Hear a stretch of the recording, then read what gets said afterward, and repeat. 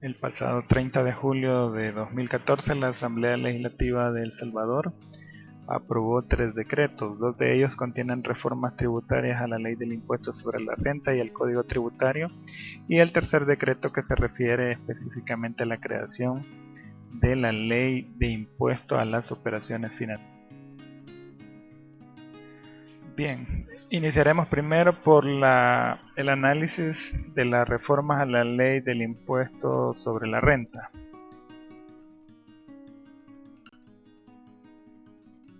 Como antecedente a la Ley del Impuesto sobre la Renta, en el año 2011 se aprobó la figura del pago mínimo del 1%, solo que en esa ocasión los cálculos del 1% se harían sobre los ingresos brutos grabados, a diferencia de lo que se está planteando ahora con esta nueva reforma, que se retoma el concepto del 1%, pero se le ha tratado de dar otro matiz a efecto de que no vuelva a encontrar otro recurso de inconstitucionalidad, dado que el 15 de noviembre de 2013, la Corte Suprema emitió ya una resolución sobre la inconstitucionalidad del 1% calculado sobre el. Ahora bien, la reforma a la Ley del Impuesto sobre la Renta, en su primer artículo, solamente nos hace un recordatorio de cuáles son las personas o los sujetos pasivos a los cuales aplicará este pliego de reforma. En realidad, sobre este asunto no hay mayores cambios, solamente la reforma plantea un recordatorio de cuáles son los sujetos pasivos o los obligados a la Ley del Impuesto sobre la Renta. Asimismo, define un hecho imponible, que siempre ha sido el elemento sobre el cual se va a calcular el 1%, y que para el caso es la posesión de activo neto en el ejercicio periodo de imposición. Es necesario hacer énfasis que en el anterior decreto, que fue declarado inconstitucional, la base impositiva eran los ingresos brutos grabados. En este caso se le ha dado un nuevo enfoque y no son los ingresos brutos grabados, sino que pasa a ser el activo neto, el cual también existe una forma de realizar el cálculo de ese activo neto sobre el que se va a calcular el pago mínimo del impuesto sobre la renta, claro, con todo el manejo operativo respecto a la selección, si es el 1% o se calcula en base al artículo 37 o 41 de la Ley del Impuesto sobre la Renta. Bien, la cuota o el canon establecido en esta reforma es del 1%, que para el caso será calculado sobre el activo neto. Ahora, la misma ley ya define de qué manera se va a calcular el activo neto. Normalmente diríamos que es el total del activo que aparece en su balance general al final del año, al 31 de diciembre de cada año. Sin embargo, a pesar de que en ese monto que ustedes tienen en su balance ya existe una resta de las depreciaciones, las amortizaciones, es necesario hacer otras consideraciones también que la misma ley ya establece para efecto del cálculo del activo neto. Para el caso, tendrá que considerar todos aquellos activos fijos no operativos, es decir, aquellos que no está utilizando para la producción de las rentas, así como todos aquellos activos que estén ubicados en el exterior, que de alguna manera también está considerada dentro del grupo de las inversiones en acciones en empresas que están en el exterior. Debe restar también las inversiones en acciones de empresas salvadoreñas para evitar la doble tributación, en el caso de que fuera necesario hacer el pago del 1% en cualquiera de las dos empresas. Asimismo, un elemento muy pero muy importante que debe tomar en cuenta es que debe restar del activo el valor que usted tenga en el pasivo relacionado con financiamientos de el mismo activo fijo. Ejemplo de ello pueden ser que usted haya adquirido maquinaria al crédito y que todavía tenga una porción de la deuda. Esa deuda tiene que ser restada del activo fijo.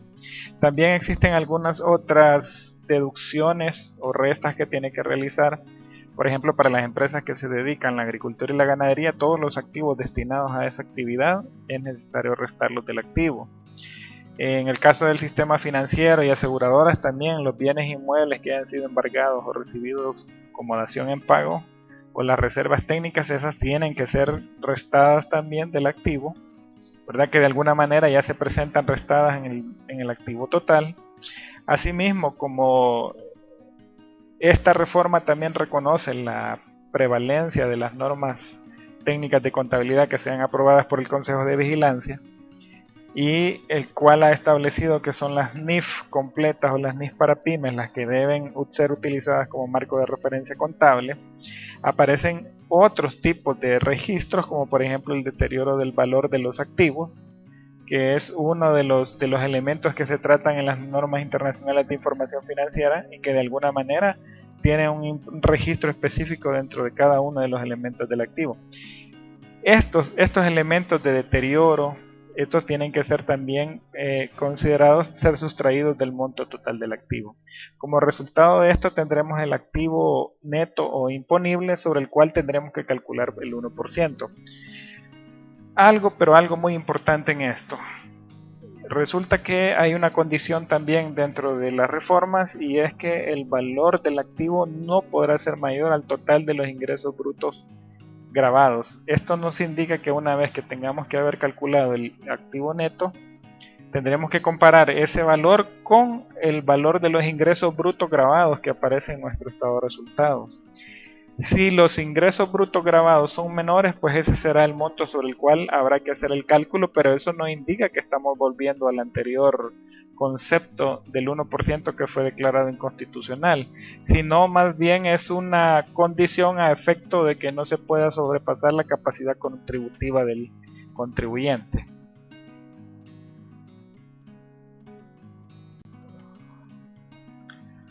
Como en toda ley, también existen sujetos excluidos del pago mínimo. Para el caso, esta ley ya exime a un grupo de personas naturales y jurídicas que están bajo regímenes especiales tributarios. Para el caso, las personas naturales que solamente devengan sueldos o salarios, pues no están sujetas a hacer el cálculo del pago mínimo de impuestos sobre la renta, sino que tendrán que tasar sus ingresos en base al artículo 37 para determinar el impuesto. Asimismo, todo lo que tienen que ver con usuarios de zona franca, los depósitos de perfeccionamiento activo, todos los que están comprendidos en la ley de servicios internacionales, como los parques y los centros de servicio. Asimismo, las cooperativas que están bajo el régimen del INSAFOCOP, las municipalidades, las corporaciones y fundaciones de derecho público y de utilidad pública, que en este caso son las denominadas ONGs.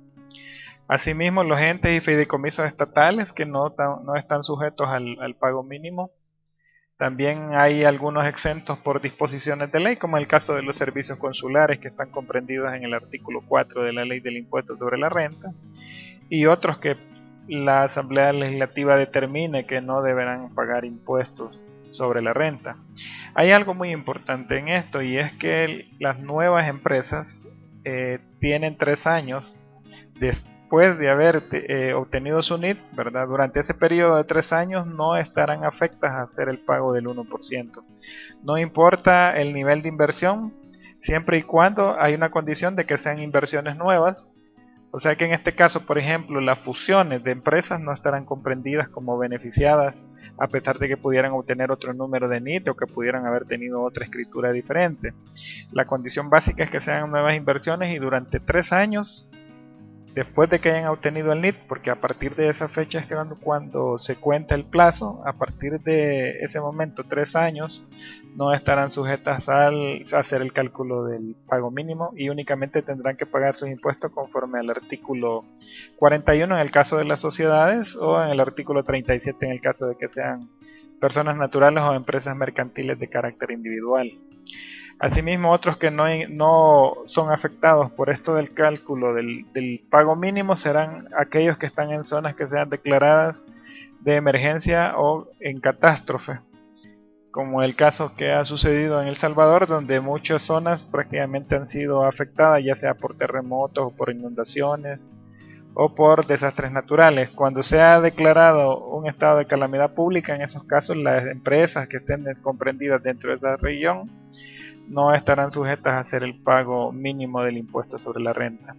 De la misma manera, los contribuyentes que hayan obtenido hasta $150,000 en el ejercicio de imposición de ingresos brutos grabados, estos no estarán sujetos al pago mínimo del impuesto sobre la renta y únicamente tendrán que considerar los ingresos brutos grabados menos las deducciones y aplicarle la tasa que corresponde según el tipo de persona, si es natural o es jurídica, en términos de lo que representa la naturaleza de la empresa. Algo muy importante y hay que poner atención es que dentro de estas reformas está considerado de que debe presentarse una declaración jurada para ser beneficiario de esta exención de hacer el pago mínimo del impuesto sobre la renta.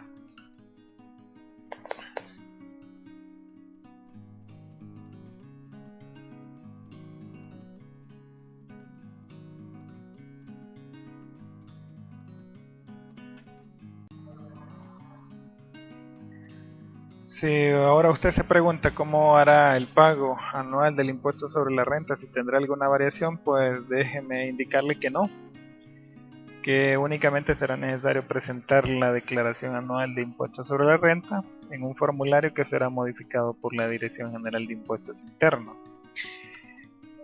Ya el sistema DET hará los cálculos, sin embargo es necesario tener claridad sobre cómo se hará este cálculo.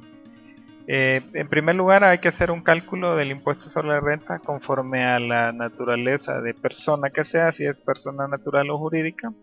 Tendrá que utilizar la tabla del artículo 37 o del artículo 41 y ese será el primer cálculo que deberá realizar para determinar el impuesto sobre la renta anual. En este caso, ojo, y póngase atención, es el impuesto sobre la renta anual calculado conforme a las reglas normales de la ley del impuesto sobre la renta. El segundo cálculo lo tendrá que hacer en base al monto de activos netos sobre el que tendrá que aplicarle el 1%. ¿Cuál será el monto a pagar? Será el mayor que resulte de los dos. Sin embargo, aquí hay una figura adicional que esto viene a quitarle el efecto confiscatorio al impuesto, donde hay un derecho de acreditación. ¿De qué manera va este derecho de acreditación? Pues si el 1% es mayor que el impuesto sobre la renta anual calculado conforme al artículo 37 y 41, la diferencia podrá aplicarlo como un crédito fiscal a futuros impuestos, ya sea en el pago a cuenta o en declaraciones anuales posteriores, que será como el elemento para que pueda quitar la parte de la confiscación que tendría el anterior decreto que fue declarado inconstitucional. Bien, ¿de dónde surge el derecho de acreditación? El derecho de acreditación tiene dos elementos. Uno, que el anterior decreto del 1% fue declarado inconstitucional, principalmente porque lesionaba la capacidad económica de los contribuyentes. Había una falta de equidad tributaria al tasar ingresos brutos grabados sin opción de poder deducir los costos y los gastos del periodo. Eso fue uno de los más fuertes argumentos para poderla declarar inconstitucional. Y el segundo, pues, elemento que se incorpora con el derecho de acreditación es que para lograr la equidad tributaria, el exceso de pago que hay del 1% respecto del cálculo normal de la renta tendría que ser redimido de una manera a favor del contribuyente. Esto enfoca a la equidad tributaria y de esa manera se equiparan las tasas impositivas para todos los contribuyentes, con la excepción que el Estado anticipa los ingresos al obtener a través de ese 1% una mayor cantidad de dinero que los contribuyentes pueden acreditarse contra el mismo impuesto en periodos futuros. Quizás el fondo de esta reforma al final, aunque es un mecanismo de poder recuperar los dineros por parte del contribuyente a través de interponerlos a futuros impuestos de la misma clase, pues visto desde el lado del Estado no es más que anticipar los ingresos, que para el caso, según mi apreciación, estaríamos considerando que los primeros ingresos que va a tener de esos fondos solamente son ingresos de los próximos 3 años en el futuro, pero que posiblemente haya necesidad de replantear una vez transcurridos estos 3 años modificaciones a este tipo de tasación impositiva.